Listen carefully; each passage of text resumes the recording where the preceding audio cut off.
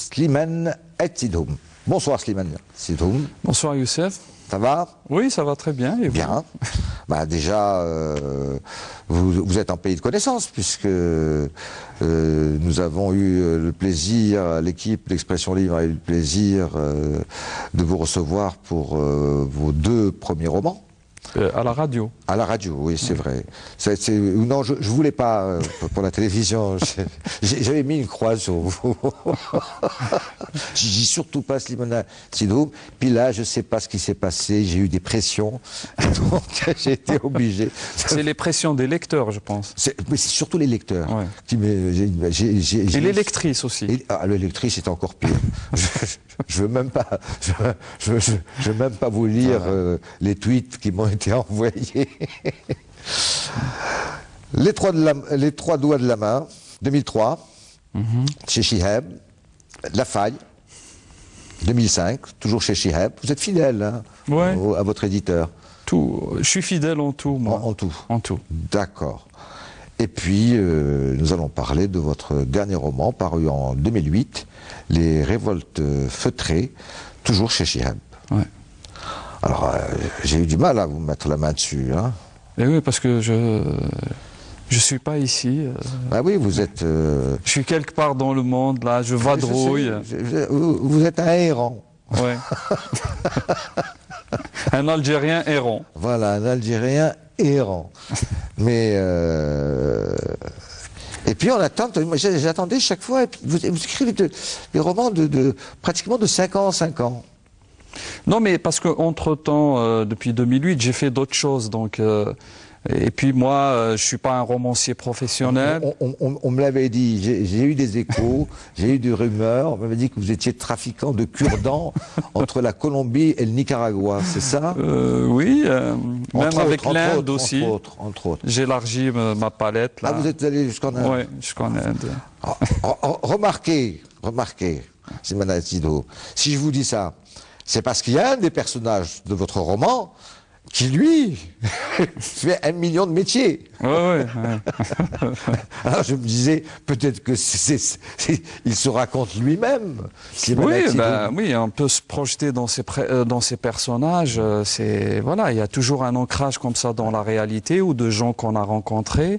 Et à partir de là, on essaye de construire un personnage autour de ses expériences, de ses rencontres. Donc vous avez été caddie pour des golfeurs américains.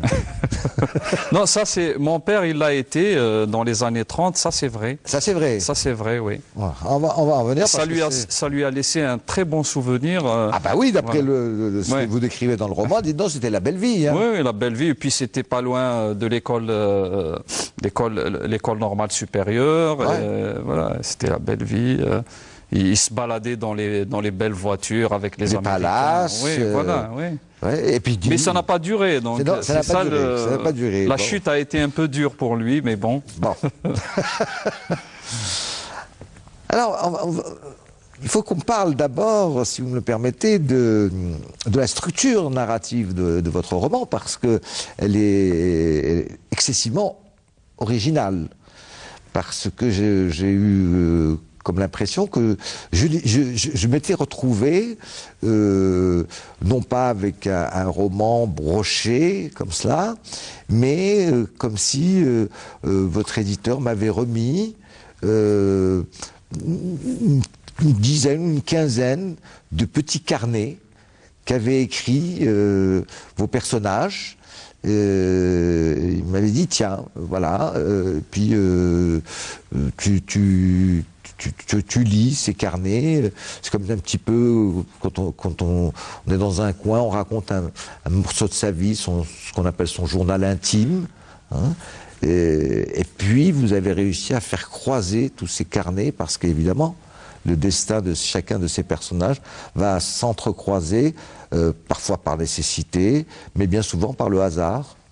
Parce que c'est une sorte de polyphonie comme ça, de voix qui essaie de se raconter et en même temps d'avoir des points de vue sur les autres personnages qu'elle rencontre. Ces voix. Donc, et aussi, Moi, quand je lis les romans, parce que j'aime bien lire aussi, avant de devenir je sais écrivain. Que vous êtes un passionné de lecture. Oui, je suis un passionné de lecture. Il y a une chose que je n'aime pas dans les romans, c'est le narrateur omniscient, qui connaît tout, qui détermine tout, qui dirige tout. Donc moi, je laisse la liberté à mes personnages. J'ai l'impression que des fois, en créant un personnage, au bout d'un moment, il m'échappe, il construit sa vie, raconte son histoire, et moi je suis là, que c'est lui qui me guide. Je suis là, une sorte de porte-parole, mais qui l'entend et qui dit rien. Donc voilà, j'ai pas à donner mon avis sur mon personnage. Je le laisse mener sa vie comme il veut. Donc voilà. Et la vie, elle est comme ça. Donc c'est comme si vous convoquiez. C'est comme s'il y avait une convocation, le mot est peut-être fort, hein, mais ça Kant l'avait fait pour critique de la raison pure. Hein. C'est-à-dire, on convoque un tribunal, hein, chacun va donner sa version des faits, et vous êtes membre du jury, et vous écoutez chacun ce qu'il a raconté, et vous dites, bon, finalement, le même événement est perçu de façon tout à fait différente par les uns et par les autres. Chacun va donner sa version des faits. Qui détient la vérité, en fait, contre personne. Hein. Oui, parce que là, on est dans le traitement de la réalité. Il y a une réalité et son traitement diffère. Chacun la traite comme il a été construit, comme il a vécu, à travers un vécu, à travers une culture, à travers une histoire. Donc voilà, c'est ça. Et moi, j'aime bien toutes ces nuances. Donc on est dans la nuance, on n'est pas dans...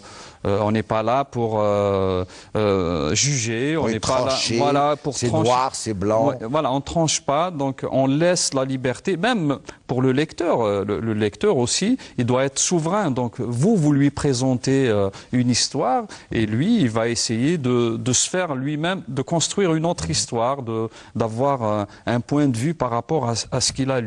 Donc moi, je le dirige pas, j'ai pas à lui imposer des choses. Voilà. Mais ça diffère totalement sur cette construction narrative que vous avez mis en place dans les Révoltes feutrées diffère totalement de votre façon d'écrire qui était dans La Faille ou dans Les 5 doigts de la main. Bon, Les 5 doigts de la main, c'était complètement différent. Les trois doigts de la main. Bon, c'était assez différent puisque c'était quasiment autobiographique. Hein. Oui. Bon. Autobiographique, mais détaché aussi, avec le recul. Oui, avec un toujours, recul, avec même plus qu'un recul, c'est-à-dire avec une analyse profonde, non pas ce qui vous est arrivé personnellement et qui était un grand malheur, hein, parce qu'on on a mutilé votre corps, hein, mais vous êtes dit, tiens, essayons de voir le panorama de la société qui a fait que tout d'un coup, moi je me suis retrouvé dans cette situation-là. Hein. Bon, ça c'était, je dirais, une sorte d'exorcisme, comme on dit. J'aime pas trop ce mot. C'est très lié aussi à la littérature algérienne et maghrébine. Toujours les auteurs algériens ou maghrébins, quand ils commencent par écrire comme ça.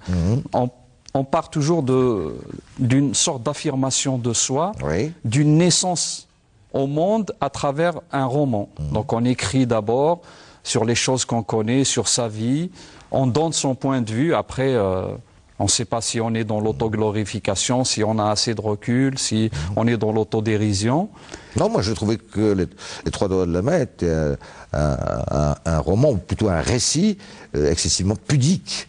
Non seulement pudique, mais avec une distanciation que je trouvais très belle. Oui, non, mais c'est toujours ça, c'est-à-dire moi, enfin, mon projet littéraire, c'est ça, c'est ne pas se mettre en avant, parce que ma vie, c'est une vie banale, donc il n'y a pas des choses exceptionnelles qui se passent dans ma vie pour les raconter.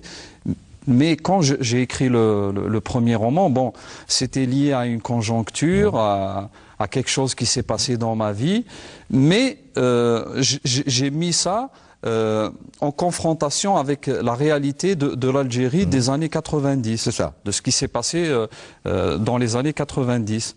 Donc une sorte de drame personnel, mais inscrit dans une histoire collective. Voilà comment j'ai vu, ou bien comment j'ai fait ce roman. Après, puisque vous parlez de la polyphonie qui est très visible dans les révoltes feutrées, il y a une ébauche avec la faille, parce que dans la faille, les deux personnages principaux, surtout celui de Rania, il est dans ça. Il se raconte, mais en même temps, il a un point de vue sur l'amant qu'elle a rencontré à Paris, ensuite qu'elle retrouve un petit peu en Algérie. Voilà, donc on a une ébauche. Donc moi, j'ai voulu continuer sur cette lancée, essayer de... Voilà, quand il y a des personnages, c'est pas le narrateur principal qui doit tout déterminer. Il doit laisser. De toute façon, il n'y a pas de narrateur principal. Oui, il y a pas. Oui, voilà. Il y a des narrateurs. Encore une fois, moi je l'ai lu comme si tout d'un coup, que ce soit le capitaine Randier, ou que ce soit Idir, ou que ce soit Salem, c'est comme si je tombais par hasard sur, encore une fois, comme vous l'avez dit, une sorte de carnet intime, où il dit, ben voilà, ce qui s'est passé de telle époque à telle époque, ce que j'ai fait, ou quelle a été ma vie, ma jeunesse, mon enfance, et puis mon parcours. Et puis ça s'arrête et on se dit, tiens, est-ce que je vais le retrouver, est-ce que je vais pas le retrouver? Peut-être que non.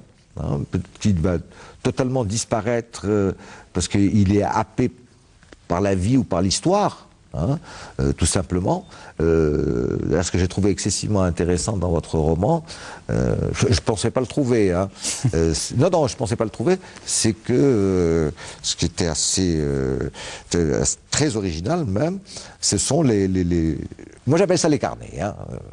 Oui, non, mais c'est une façon aussi parce que il y a aussi des gens qui ont un peu critiqué cette façon. Non, pas cette façon, mais le discours de certains personnages. Pour dire que pourquoi il parle de cette façon, il s'exprime bien et tout. Mais il faut pas oublier que ce sont des personnages qui ressemblent à des gens que j'ai connus, et ces gens-là, ces personnages-là, ce sont des gens qui ont fait des études. C'est ça. Donc voilà, c'est-à-dire le dernier, il avait le certificat d'études des années 50. Donc qu'on se mette d'accord sur une chose, quelqu'un qui a un certificat d'études de l'époque des années 50, il a fait quand même les humanités. Donc il a touché un petit peu à la littérature, il a touché un petit peu à la philosophie, un petit peu au latin. Donc c'est des gens qui quand même, quand ils s'expriment, maintenant, quand on les voit, il y a beaucoup de gens qu'on rencontre comme ça, qui ont fait leurs études pendant les années 50, ils ont un savoir qui est quand même très très conséquent par rapport au niveau d'études ou par rapport au parcours des 6 ans qu'ils ont fait à l'école primaire. Tout à fait d'accord avec vous, d'autant que tous les personnages que vous évoquez, enfin qui se racontent, qui parlent, aucun n'est analphabète. Oui. Ils ont tous, comme vous le dites si bien, si ce n'est pas le certificat d'études primaires, au moins ont de très bonnes notions. Je dirais quasiment trilingue. Oui. Oui. Surtout c'est le Hafid qui a fait des études religieuses. Donc à côté des études dans l'école française, il a été dans une zawiya où il a appris les sciences religieuses. Sans oublier que déjà à la base sa langue maternelle c'est le berbère, donc c'est vraiment un vrai trilingue. Donc, oui. voilà. Donc ce sont des gens qui ont quand même un savoir et qui ont une instruction. Alors, votre roman débute, vous ne le situez pas exactement, mais on présuppose que c'est milieu des années 60, ça peut être 63, 64. Ou un peu plus tard. Ou un peu plus tard, peut-être, mais ce n'est pas ça l'important. Avec premier personnage qui entre en scène, je dirais. Il y a quelque part comme une sorte de pièce de théâtre. C'est assez théâtral, avec des personnages qui entrent côté jardin, côté cour, et qui viennent faire des monologues. Et c'est Idir. Alors, qui est Idir? Idir, si vous voulez, c'est un peu l'histoire de mon père, Idir. Donc Idir, moi, si vous voulez, si on remonte à la jeunesse de ce roman, Ce roman, il est né ici, dans la maison de la radio et de la télévision algérienne. Ah bon? Oui, oui, non, mais enfin, je le raconte toujours, mais je le rappelle quand même pour les gens peut-être qui n'ont jamais, qui m'ont jamais. C'est-à-dire qu'au lieu de travailler, vous étiez dans un bureau en train d'écrire. Oui, non, mais c'est pas que j'étais en train d'écrire, mais j'étais en quelle année, ça? J'étais ici à la radio. Je sais pas, ça doit être, je crois, en 2005. 2005. En 2005, voilà, à la radio. Le directeur général de l'ENRS de l'époque sera enchanté de savoir qu'il vous payait pour que vous écriviez en cachette. Oui, non, mais c'est pas que, c'est-à-dire, c'est le hasard qui a fait que ce roman naisse ici à la radio et à la télévision algérienne, parce que j'ai fait une émission de radio ici avec l'un de vos collègues.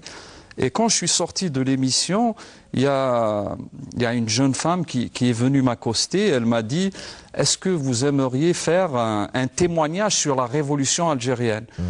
C'était à l'époque de la célébration du cinquantenaire du déclenchement de la révolution. Et moi, je lui ai dit, désolé, mais moi je suis né après l'indépendance, hein. Je n'ai pas vécu la guerre de libération. Non, non, elle m'a dit, est-ce que vous pouvez parler par exemple de votre famille, comment elle a vécu cette période de la révolution, le colonialisme et tout. Et du coup, je me suis rappelé l'histoire de mon père, parce que l'histoire de mon père, elle était là, omniprésente. Mon père, quand on se réunissait à table, il nous racontait toujours la même histoire, c'est-à-dire son parcours. Jusqu'à ce que des fois ma mère lui dise, mais arrête, ça y est, on l'a déjà entendu. On l'a déjà entendu 1000 fois. Mais moi j'aime bien l'entendre la raconter, parce que à chaque fois il y a un renouvellement. Oui, il y a quelque chose qui change. Il y a quelque chose qui change, la manière de raconter. Déjà lui, quand il raconte les histoires, c'est un super raconteur, donc il raconte très bien, c'est un bon narrateur, un bon orateur. Un bon conteur. Voilà, un bon conteur, donc il raconte très bien. Du coup, donc, quand je l'entends, moi, je suis là et j'écoute avec plaisir. Même des fois, c'est moi qui le relance. S'il oublie, je lui dis vas-y, raconte-nous telle histoire ou tel événement. Et lui, il se fait toujours un plaisir de le remettre à table. Donc, du coup, moi, j'ai dit à cette jeune fille qui prenait les témoignages, je lui dis écoute, elle m'a dit, si vous voulez, on se voit demain. J'ai dit, ok, on se verra demain et je vous raconterai l'histoire de mon père. Et donc, j'ai raconté l'histoire de mon père parce que elle est un peu... c'est une histoire un peu exemplaire. Oui. Mais c'est pas un héros, un grand héros au sens... étymologique du terme, ou quelqu'un qui a laissé une trace dans l'histoire, comme l'ont fait les 6 qui ont déclenché la guerre de libération le 1er novembre 1954. Mais c'était une histoire qui était digne d'être racontée, et pour rejoindre un petit peu toutes ces célébrations. C'est des voix anonymes qu'on n'a pas entendues, mais qui ont participé à cette guerre, parce que lui, il était dans le village de Derna, en Grande Kabylie, il était un collecteur de fonds, il était commerçant, donc il collectait l'argent pour le FLN. Et moi, il m'a parlé de ça, et j'avais la preuve parce que j'ai ces carnets. Donc il avait un grand carnet où il notait tous les gens qui donnaient l'argent pour le FLN, et il le remettait chaque mois. D'ailleurs, dans le roman, à un moment donné, il y a le commandant de la région, le commandant de l'ALN de la région, qui le soupçonne de peut-être un peu traficoter, etc., à droite et à gauche, et il lui sort ce carnet. Hein, non, le commandant, il le soupçonnait dans le sens où il savait qu'il y avait des gens qui étaient des mauvais payeurs, qui ne donnaient pas leurs cotisations. Et mon père, il me disait que des fois, il prenait de sa poche pour payer à leur place. Payer à la place des autres. Et donc lui, le commandant, comme très soupçonneux. Très soupçonneux. Et en plus, il avait son PC, son poste de commandement, pas loin de notre village. Donc c'était à 3 ou 4 kilomètres du village. Donc il avait des échos qu'il y avait des gens qui ne payaient pas, qui étaient dans la dèche, parce que c'était compliqué de payer chaque mois. Il y avait des familles qui étaient très pauvres et tout. Et mon père, il palliait à ça. Donc il payait de sa poche, et le commandant lui disait, mais attends, j'ai l'impression que c'est le seul village où les cotisations arrive au bon moment et au bon endroit et avec les sommes désirées ou les sommes calculées. Vous voyez, donc c'est ça qui a fait que le commandant le soupçonnait, comme s'il lui disait... Ah, il est soupçonné aussi d'autres choses, hein, quand même. Oui, oui, il le soupçonnait parce que quand même, c'est comme il était dans le village, donc il y avait aussi l'armée française qui venait. Ouais. Et il était toujours, comme mon père parlait très bien le français, donc c'était quelqu'un qui était lettré, donc il parlait beaucoup avec le capitaine de la SAS qui était là, qui venait discuter avec lui. Parce que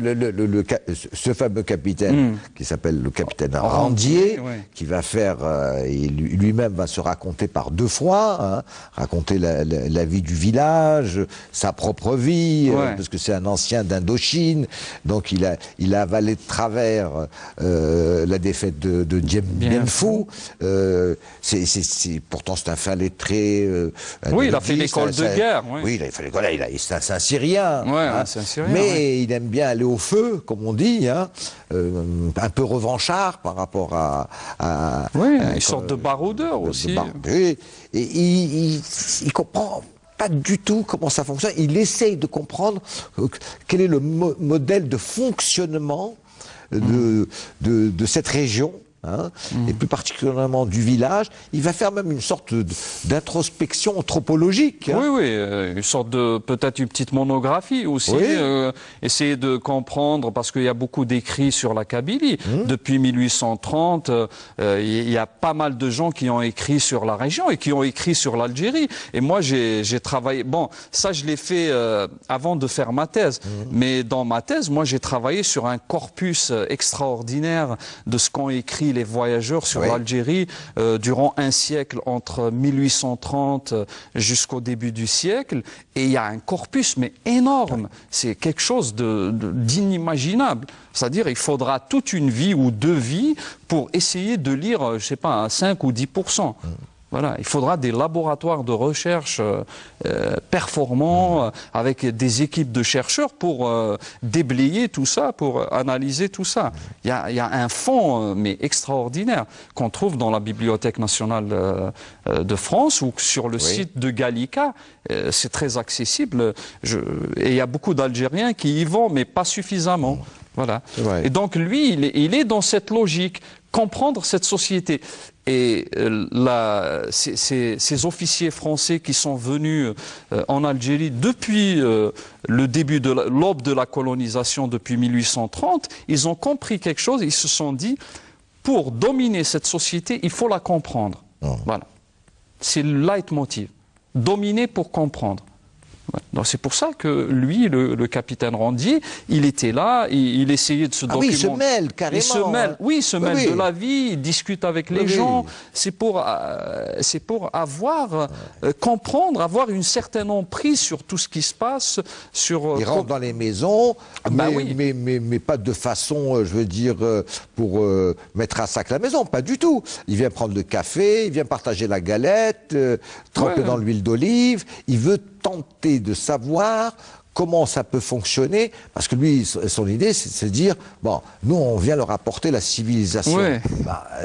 Je comprends pas pourquoi ils ont autant de réticence. Et puis, chaque fois, il dit, bon, je sais, j'ai lu, parce qu'on voit bien que c'est quelqu'un qui a lu, comme vous dites, énormément de carnets de voyage ou de thèses qui ont été écrites, de monographies aussi, qui ont été écrites depuis, comme vous dites, 1830 sur cette région, sur l'Algérie, sur les différentes tribus, etc.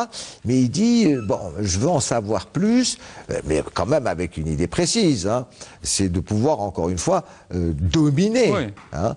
Et il dit, bon, je sais qu'il y a des antagonismes entre tribus, comment essayer de mettre un petit peu plus de piment entre eux. Si vous permettez, Youssef, dans ces monographies ou dans ces écrits sur les Algériens, c'est-à-dire la chose qu'on peut reprocher à ces gens, c'est que il donne jamais la parole à l'autre, à l'Algérien. Donc l'Algérien, il est une sorte de quelqu'un qui est là, qui fait partie du décor, parce que le pays, il est très beau, l'Algérie, c'est un beau pays. Là où vous allez, vous êtes toujours enchanté par les paysages, par ce qui se passe, par ce que vous voyez. Donc c'est un élément du décor. On est là, on le regarde, on le décrit, mais on pénètre jamais son âme, on ne sait pas ce qu'il pense. Mais lui, il est dans cette logique. Comme il est immergé dans cette société, donc il est dans le dialogue. Il essaie. Bon, il a des théories, donc comme il a un bagage intellectuel, comme il a lu des choses, donc il vient avec quelque chose. Mais il veut confronter ce qu'il a lu, ce qu'il a vu, avec la réalité quotidienne, avec la vie de ces gens, avec qu'est-ce qu'ils en pensent de tout ça aussi. Voilà, c'est pour ça que des fois ils sont réfractaires, parce que voilà, la colonisation, quoi qu'on dise, ça a été une catastrophe pour ce pays, parce que il y a eu beaucoup de violence, surtout cette violence-là pour prendre le pays, la violence de la pacification, elle a laissé des traces qui sont visibles jusqu'à maintenant. Donc, et alors, voilà. ce qui est étrange, c'est ce capitaine Randier, parce qu'il est loin d'être bête. Hein. Non, je veux dire que c'est pas l'adjudant-chef buté, et stupide, qui vient, je m'en excuse auprès des téléspectatrices et téléspectateurs, mais c'est malheureusement comme ça qu'on disait, casser du bougnoul. Pas du tout. Hein. Le gars, évidemment, il est là pour défendre l'Empire français, l'Empire colonial français, ça c'est clair. Mais il se dit, c'est très marrant, je n'arrive pas à déterminer très exactement si, quand je parle avec l'un d'eux, même quand il parle avec un traître, est-ce que le gars, très franchement, il croit à ce que la France lui apporte quelque chose, il a la foi dans l'Algérie française, etc. Ou on est en train de me jouer un triple jeu ou un quadruple jeu et je comprends plus rien du tout. Et il est en train de... Est-ce que c'est vraiment seulement pour de l'argent, pour les médicaments, pour ce que la France peut lui apporter dans l'immédiat, ou c'est une façade? Il se trouve comme une sorte d'explorateur. Oui, il débarque, vous savez, comme les explorateurs débarquent dans une tribu au fin fond de l'Amazonie, et le type se dit, je ne sais pas si franchement les médicaments pour soulager et les baskets que je leur amène, ça leur fera plaisir, ou si franchement ils sont en train de se ficher de moi. Oui, mais c'est ça aussi, c'est pour ça qu'il y a beaucoup d'écrits aussi, jusqu'à présent. Si vous regardez la bibliographie... elle est impressionnante. Sur l'Algérie, elle est impressionnante. Les choses qui sortent sur l'Algérie jusqu'à présent, c'est des choses qu'on ne peut pas suivre. Il faut vraiment se consacrer uniquement à ça pour essayer de suivre un petit peu. Donc voilà, c'est ça aussi la raison, parce que on est dans cette soif de comprendre, mais comme l'être humain, il est toujours imprévisible, donc on peut pas le modéliser, vous voyez. Donc lui, il est dans cette sorte de vouloir modéliser l'Algérien, mais il n'arriverait jamais à le modéliser. Oui, mais Slimane Aït-Sinoum, est-ce que ce n'est pas aussi du fait que, bon, parce que ça n'a pas été fait avec autant de précision et avec un collectage tellement énorme d'ouvrages qui ont été écrits. Je ne juge pas sur la qualité des ouvrages qui ont été écrits depuis 200 ans. C'est une qualité inégale. Après. Voilà. Mais ça ne s'est pas passé comme ça au Maroc ou en Tunisie. Alors, mais c'est parce que, est-ce que ça ne tient pas au fait que très vite, dès les années 35, 38, 1800, j'entends bien, etc., la France avait décidé que ce serait une véritable colonie de peuplement, donc on allait vivre avec ces soi-disant indigènes, donc il faut savoir qui ils sont, alors qu'au Maroc ou en Tunisie, comme ce n'était pas des colonies de peuplement, on se dit, bon, après tout, il y a eux, puis il y a nous, donc il y a une sorte de barrière, presque une sorte d'apartheid, je dirais, donc on n'en a rien à fiche, de toute façon, on se mêlera jamais à eux. Donc ça les intéressait pas beaucoup. Alors que là, on voit bien chez ce capitaine, ça veut dire, mais de toute façon, guerre ou pas guerre, quelle que soit l'issue de la guerre, bon, pour lui, bien évidemment, c'est la France qui va gagner, hein,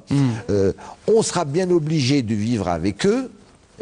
Alors, autant bien connaître qui sont ces gens, parce que quand on sera les vainqueurs, de toute façon, il faudra bien qu'on vive avec eux, hein, et qu'il y a une forte population dite européenne qui va partager le quotidien avec eux. Ah, je crois que c'était parti un peu de ça, cette idée. Parce qu'ailleurs, ça s'est pas passé. Hein. Oui, non, mais c'était ça. C'est parce que il y a aussi une grande résistance de la part des Algériens. Donc, quand la France a décidé en 1833 d'aller dans l'intérieur des terres, c'est-à-dire de quitter Alger et d'aller à la conquête du pays, ils ont mis 40 ans pour conquérir tout le pays. Donc vous voyez, avec tous les moyens qu'ils avaient et les Algériens, bon, à part la résistance, leur caractère de résistant, ils n'avaient pas beaucoup de choses à opposer à la force de frappe de l'armée française, parce qu'ils n'étaient pas bien armés. Mais voilà, donc c'était ça aussi, c'était cette volonté de conquérir le pays, mais ce pays, les Algériens, ils ont dit, on va pas vous le donner. Et ça a été comme ça pendant un siècle et 30 ans. Voilà, pendant 130 ans, les Algériens n'ont pas abdiqué, même s'il y a eu des périodes où ils ont été vaincus. Non, vous parlez, j'aime bien ce terme, c'est des périodes d'hibernation. Oui, d'hibernation. Voilà, vous le dites très bien, vous dites, à un moment donné, c'est une période d'hibernation, évidemment. Mais c'est pour mieux repartir. Voilà. On attend de voir un petit peu comment ça se passe, et puis tout d'un coup, on se reconstruit aussi. Nouvelle révolte, que ça soit une révolte éphémère, où on sait que bon, on va rien gagner du tout, mais pour montrer que ça résiste. Voilà. Si on parle de tout ça, hein, parce que peut-être que les téléspectatrices et les téléspectateurs qui nous regardent, ils se disent, mais on parle d'histoire. C'est parce que, pour moi, c'est le fond même de votre roman. Oui, non, mais c'est ça l'idée de votre roman. Hein. Quand tous les personnages, que ce soit Idi, que ce soit Salem, que ce soit le traître, Hafid, ou à la fin Youssef. Merci d'ailleurs d'avoir terminé le livre avec Youssef. C'est un beau personnage. Hein. Tous les Youssef sont des beaux personnages. Oui, voilà, oui. Bien sûr. Depuis Sidna Youssef. Tous ces personnages-là vont contribuer à ce que vous êtes en train de me dire. C'est parce que ça, la trame de fond de votre roman, c'est cette courbe sinusoïdale, hein, où c'est pas comme ça, c'est pas linéaire, où les personnages vont être parfois excessivement courageux, de temps en temps entre le marteau et l'enclume. Même Idir, à un moment donné, il est entre le marteau et l'enclume, parce que c'est carrément le capitaine Randji qui le sauve quelque part. Pour quelle raison? Amitié, on sait pas, c'est même pas une amitié, pitié, on ne sait pas très bien, mais en tout cas, il lui sauve la peau. Oui, il lui sauve la peau, oui, bien sûr. Il sauve la peau, parce qu'il le prévient en lui disant demain, il va y avoir la mise à sac du village, on va être obligé de prendre 4 ou 5 et les fusiller, hein, et tuer dans le collimateur. Alors, il faut faire tes bagages. Oui, parce que c'est un type voilà, qui, à force de fréquenter les gens du village, il y a peut-être des amitiés qui sont nées ou une certaine... Disons, il y a une empathie. Voilà, il y a une empathie ou peut-être une forme de bienveillance partagée comme ça entre les deux ou entre tout... Vous savez, on appellerait ça aujourd'hui le syndrome de Stockholm presque. Oui, peut-être. Parce qu'ils étaient en otage. Oui, ils étaient en otage. Donc lui, quelque part, peut-être qu'il était honnête parce que, enfin... D'après ce que me racontait mon père, il me dit autant il était dur, c'était quelqu'un de sanguinaire, donc c'est pas un enfant de cœur, c'est un vrai baroudeur. Mais en même temps, il y avait des moments... c'est pas la paix du coin, c'est le vrai soldat saint-syrien qui est là pour mener pour mener une action, il a une mission, voilà. Oui, c'est ça. C'est sauver l'empire colonial français, enfin les derniers vestiges de l'empire colonial français, parce que chaque fois... Se refaire en Algérie, lui, il était là pour se refaire en Algérie, parce qu'en Indochine, ils ont subi... En Afrique, les indépendances commençaient à tomber à venir les unes après les autres, donc il ne restait pas grand-chose de ce... entre parenthèses, glorieux empire français.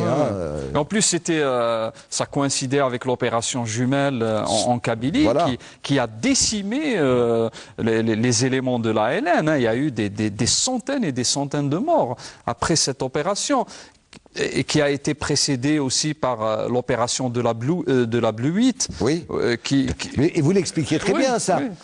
L'histoire avec le commandant Hammer. Et il devient pas paranoïaque, mais parce que effectivement les actions des services de renseignement français, évidemment, le capitaine Léger qui a fait ça, exactement, le commandant Hammer devient dans une obsession de la traîtrise.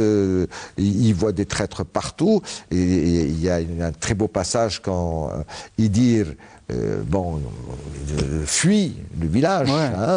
Il se trouve tout seul dans la montagne, et puis il se dit, bon, qu'est-ce que je fais maintenant? Si je demande à monter au maquis, on va me soupçonner d'être un traître qui veut s'infiltrer. Si je redescends au village, il est dans un dilemme, je suis foutu, donc on va me fusiller, puisque déjà on m'apprend par un de ces commis qu'ils en ont déjà fusillé 4 ou 5 et que le village a été complètement mis à sac. Il dit, qu'est-ce que je fais? Je vais rester dans cette cabane, moi. Mais il faut bien que je me décide à faire quelque chose. Il est complètement dans une situation... Et ça, c'est ce qui est très beau dans votre roman. C'est-à-dire que ce ne sont pas des personnages l'héroïque flamboyant. Pas du tout. C'est des humains. C'est des humains. D'aucuns vont trahir pour l'argent, par la jalousie aussi. Beaucoup ça. Tout simplement. D'autres par la peur. D'autres parce qu'ils se disaient, on verra... Malheureusement, dans toutes les révolutions et dans toutes les guerres, on l'a vu en France sous l'époque de Vichy, on n'a qu'à attendre chez soi, on verra bien qui sera le vainqueur. Celui qui sera le vainqueur, on sera avec lui. Mais c'est tout ça, parce que c'est les révoltes feutrées.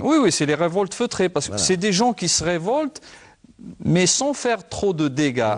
Voilà. Ça n'a pas beaucoup d'incidence sur les autres, mais dans la vie personnelle du personnage, c'est une forme d'intifada. Une intifada intérieure, individuelle, intrinsèque. D'ailleurs, le capitaine Randier le dit.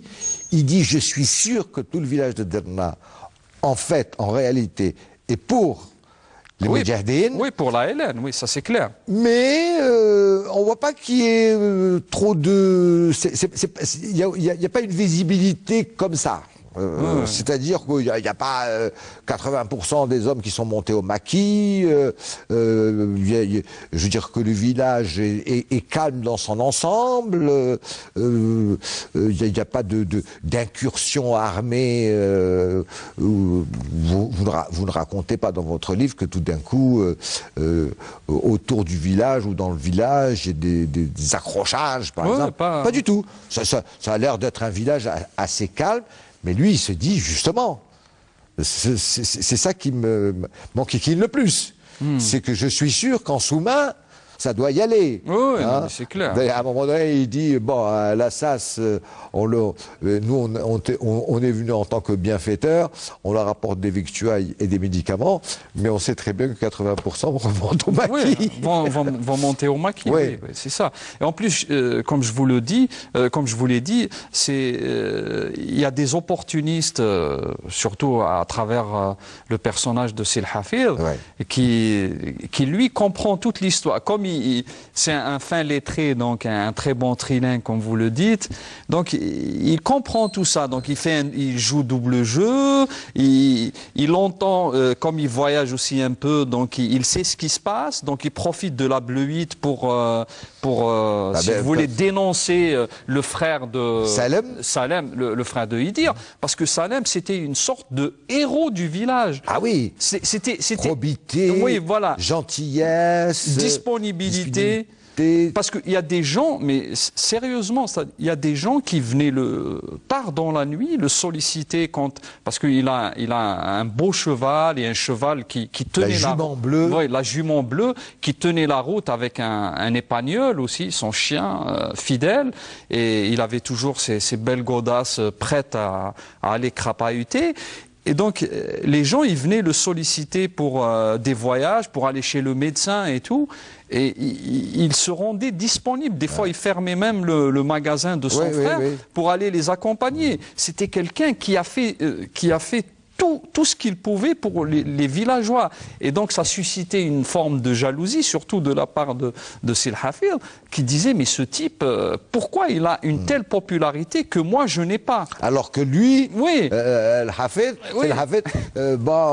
c'était une forme de charlatan. Oui. Alors d'abord, c'est un charlatan, il se fait passer pour le talent, presque le marabout du coin. Oui, le marabout du coin. Je peux guérir, je peux, etc. Et tout ça parce que lui, il connaissait l'arabe. Il connaissait l'arabe, donc tout le monde était là, il connaissait les formules religieuses, toutes faites, etc., qui malheureusement, généralement, étaient totalement dévoyées, qui n'avaient strictement aucun sens, qui tenaient plus du charlatanisme. C'est pour impressionner la galerie aussi. Ça impressionnait beaucoup. Et puis, il gagnait de l'argent avec ça. Oui, c'est clair. Il gagnait des amitiés. Et puis, de temps en temps, il avait comme ça des actes de charité, mais bien ciblés. Et il disait, bon, ça va me coûter 15 litres d'huile, mais après, on va dire, qu'est-ce qu'il est généreux. Oui, c'est aussi se faire une réputation. Donc, s'il donne à une personne, cette personne, elle va l'annoncer à tout le monde, et ça fait un buzz, comme on dit, autour de lui et de sa personne. Alors que ça lui a pas coûté grand-chose. C'était un excellent public relation. Oui, voilà, déjà, oui. Il savait ce que c'était que le marketing.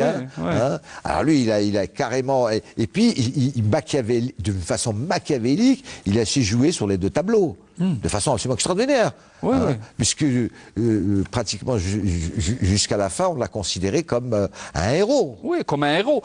Et ce n'est que vers la fin que le commandant de la région de la Kabylie s'est rendu vraiment compte de tout ce qu'a fait ce type.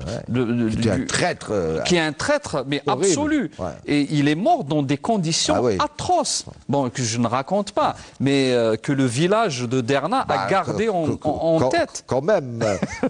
Sauf que bon, il faut pas déflorer un peu le... Voilà, il a un fils, Youssef, à qui lui va le faire fuir du village, qui va aller à Alger, qui va faire des études de médecine, qui va aller en France, et on lui cache la réalité. Oui, mais parce que le fils, il n'est pas responsable aussi des actes de son père. C'est ça aussi. La responsabilité, ici, elle est individuelle. On n'est pas dans le code de l'indigénat, parce que ici, même si on regarde la conjoncture actuelle, dès que quelqu'un fait quelque chose, on dit qu'on le rattache à son groupe d'appartenance, à son groupe clan, à son groupe de référence, alors que ce n'est pas ça.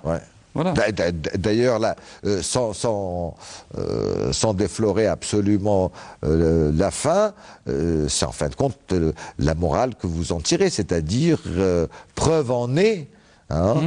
C'est que ce fils de traître, de Harki, eh bien, par le plus grand des hasards, va sauver la vie de quelqu'un qui, lui, par contre, était ce qu'on appelle moi j'aime bien un héros très discret. Oui. Voilà. Vous savez, moi j'adore quand on dit la révolution a été faite par le peuple et pour le peuple. Mais justement, ce sont ces milliers, centaines de milliers de héros très discrets qui d'ailleurs... Anonymes.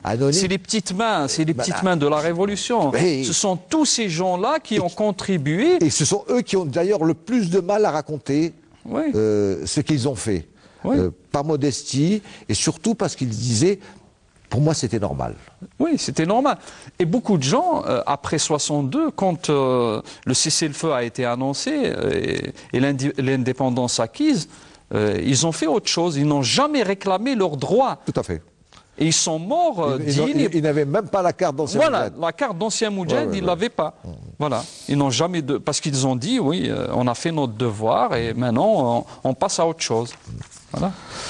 Alors, encore une fois, pas mal, une dizaine de personnages presque dans votre roman, qui encore une fois, chaque chapitre, c'est un de vos personnages qui va raconter, parfois ça part de son enfance, hein, mais ça donne effectivement ce que pouvait être cette région de Derna, et généralement toute la région de la Kabylie, avec une vie excessivement dure, maladie, famine, on peut dire.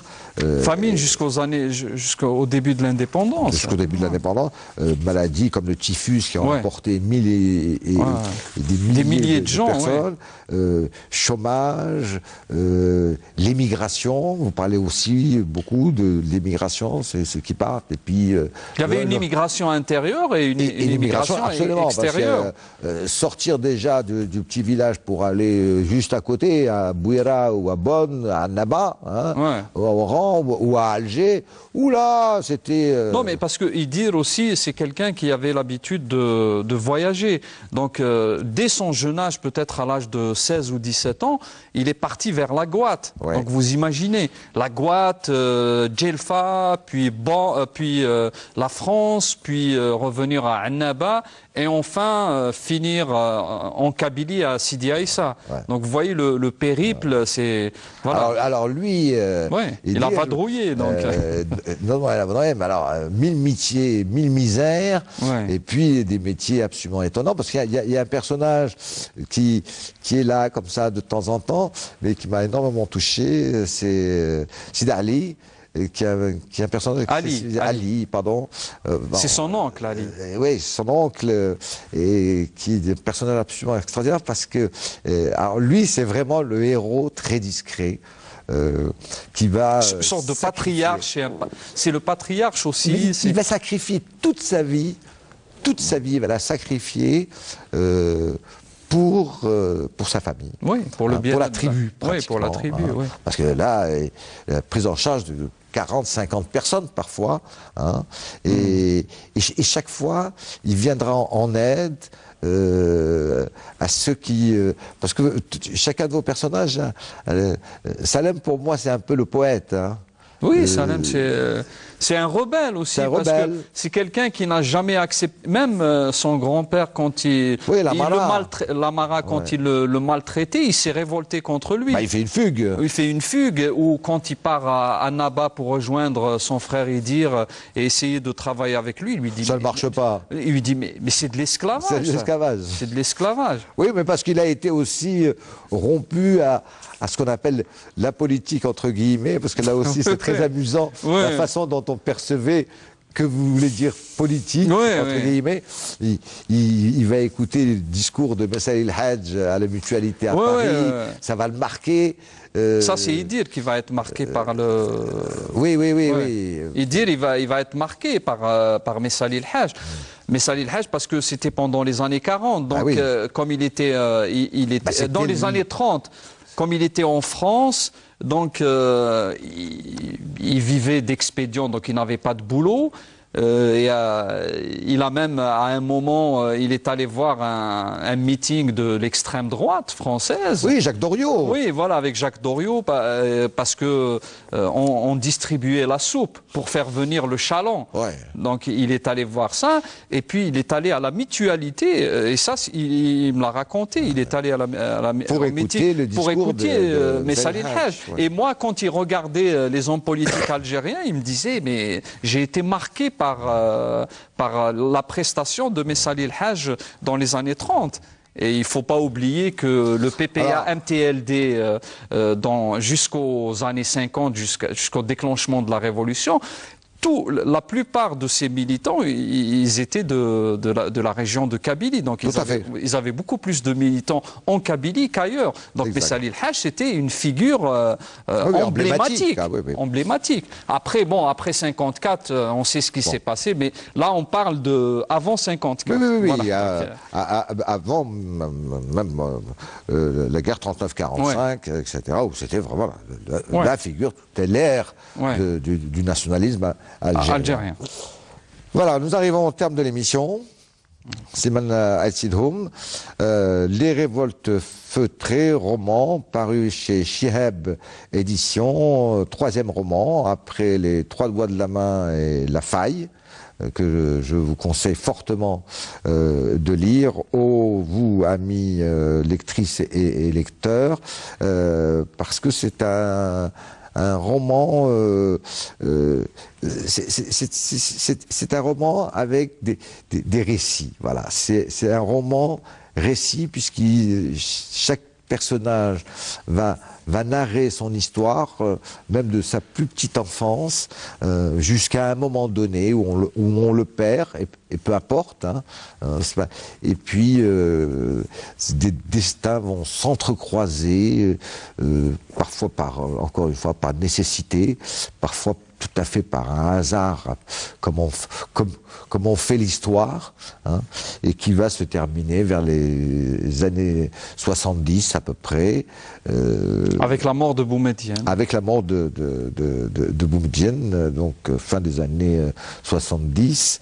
Mais c'est pas ça, c'est pas la chronologie, parce que justement vous avez balayé la chronologie, et c'est tant mieux, puisque vous avez plutôt privilégié la vie des personnages plutôt que une sorte de récit narratif avec une périodisation, que j'avoue je n'aime pas beaucoup.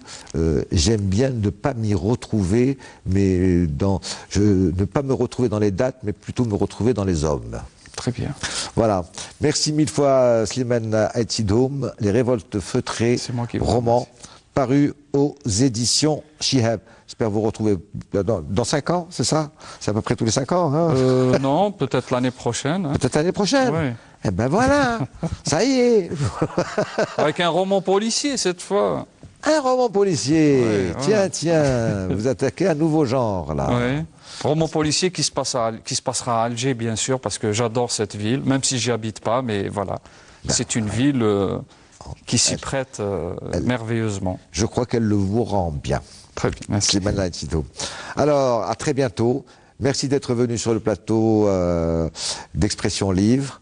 Et merci encore pour votre très beau roman, Les Révoltes Feutrées. Merci. Voilà. Fin de l'émission. Je vous donne rendez-vous à la semaine prochaine. N'oubliez pas surtout de lire encore et toujours, et du matin jusqu'au soir. Rien de nouveau comme compagnon fidèle qu'un bon livre à n'importe quel moment de la journée. Allez, bonsoir à vous, bonsoir chez vous. Restez fidèles à votre chaîne préférée, Canal Algérie. Et puis à la semaine prochaine pour une nouvelle émission, même heure, même jour. Et comme d'habitude, eh bien, vous aurez la même